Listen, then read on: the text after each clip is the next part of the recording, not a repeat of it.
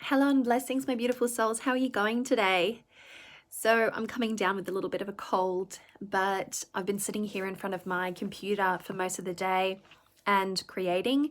Today we had a live stream for Coven, for my private Patreon Coven, and we are working on some really beautiful, events coming in the future.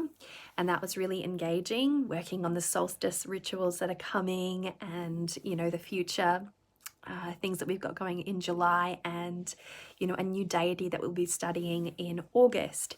So there's a lot going on in Coven at the moment as we are building our Coven wheel. And tomorrow I am going to be hosting a live stream in Patreon for Esoteric Tarot. And I just wanted to mention that here because it is going to be one of those live streams where I talk about tarot, yes, like I often do, but this is going to be magical tarot practices. This is going to talk about different types of decks and resources, ingredients, incenses, rituals, even spells. Anything to do with esoteric tarot will be discussed in tomorrow's live stream.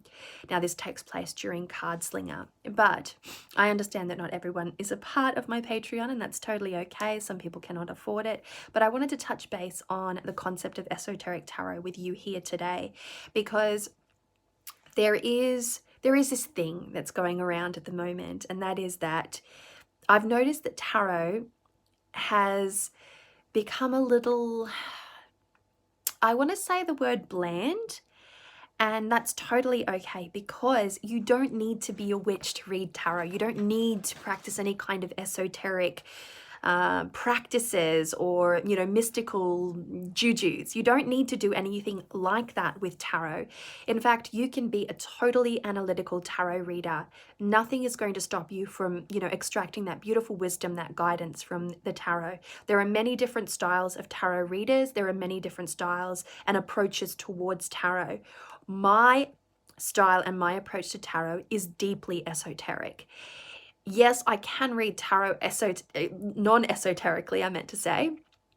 If I'm, working with, let's say, a muggle, someone who has absolutely no belief in magic but still wants to work with the tarot, then I can absolutely work with that person. I read for detectives and police officers. Like, some of my, clients are, lawyers and really analytical, really, muggle people, and that's totally fine.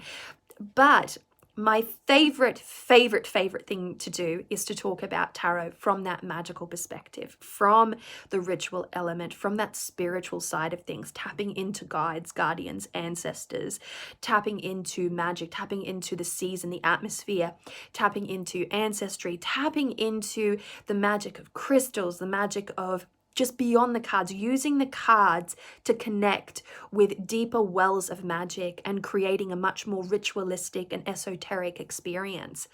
When I am doing a tarot reading, anyone who's ever had a professional reading with me can attest to this. My altar is my tarot table. I give a nod to my Odisha. I have bells, I have incense, I have hydrosols, I have Peruvian owl rattles, I have different types of sacred woods that I burn, I have sacred words that I chant. I call out to honor my Odisha, I call to honor my blood lineage, I call to honor my gods, my guides, my guardians, my ancestors. I call to all of them at the start of every single tarot reading that I do for myself or for another person. I am calling in my guides. I'm connecting with that level of esoteric divinity in my space. Now, it's different for everyone. We don't all need to be like that. But that is exactly what esoteric tarot is, and that is what I'm exploring through Card Slinger at the moment, through esoteric tarot.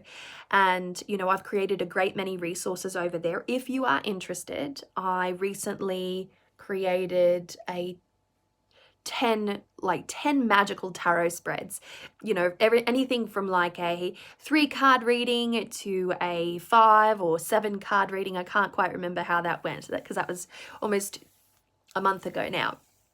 So we have been plodding along over there, and tomorrow's live stream is going to be a culmination of much of what we have gone through, and putting, ideas into motion and igniting, stoking those fires of esoteric creativity. I love magic. I love mysticism. I love the mysteries. And tarot is one of those tools that seems to bridge that. You can touch the tarot and feel that there is more to tarot than just the pictures that are on the cards. There is something about the tarot that almost begs a certain level of respect. You touch it and you don't feel like you're touching just anything. When you look at a deck of tarot and you put your hands on a deck of tarot, there is a specific energy to the tarot that naturally transfers. Whether you're aware of that energy or not, you will always feel that energy. I have friends of mine who are just total muggles, and when they see a deck of tarot, they get that little curling vibe that like, can I touch?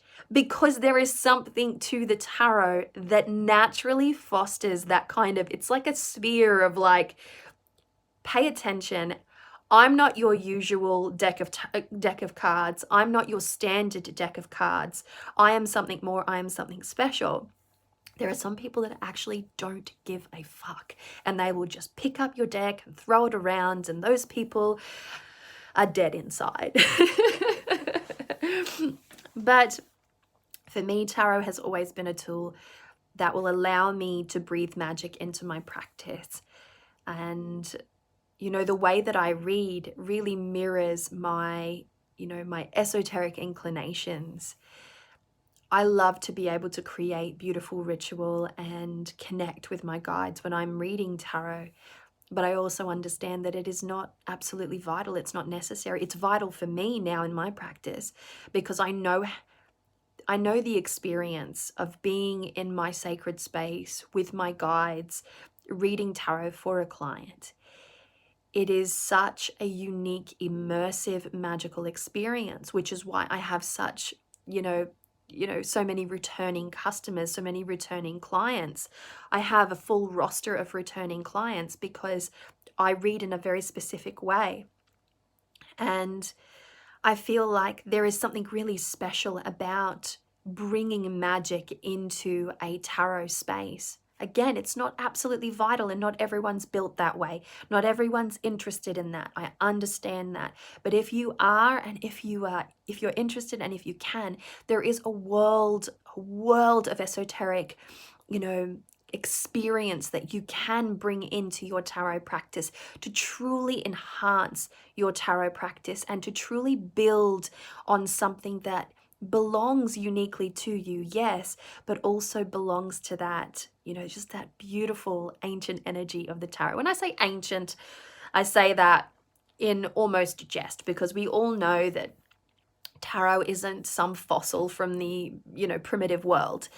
Tarot is more modern than many of us like to think. I like to think that tarot is an ancient tool. I know better, but it's been around for a while. It's been around for a very long time. It's starting to be considered ancient in its own way, but it hasn't been around for thousands upon thousands upon thousands of years. If you know what I mean. But there are times where people make it out to be such. But tarot has so much.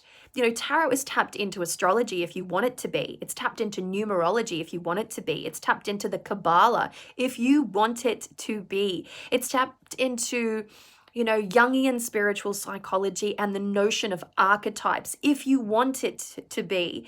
It's tapped into so many different esoteric systems.